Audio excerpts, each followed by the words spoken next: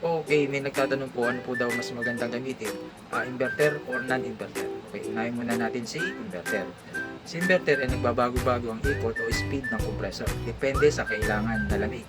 Kapag umabot ang temperature o temperatura, mabagal lang ang ikot ng compressor o speed. Kaya mas matipid sa kuryente, mas stable ang lamig. Yan. Doon naman po sa non-inverter, ito po naman ay pull on at pull off ang compressor. Kapag umabot ang temperature, mamamatay. Kapag uminit ulit, aandar ng malakas, kaya mas malaki ang starting current at kadalasan mas mataas ang konsumo ng kuryente.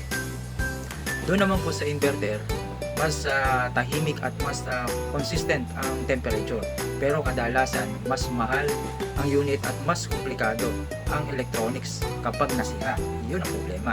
Doon naman sa non-inverter, mas simple ang system at kadalasang mas mura ang repair. Pero mas pabago-bago ang temperature at maaaring mas mataas ang konsumo ng kuryente na naman. Sa madaling salita, inverter mas matipid at stable. Non-inverter mas simple at mas mura. Kaya ikaw na ang humusga kung ano ang gusto mo. Okay? Salamat po.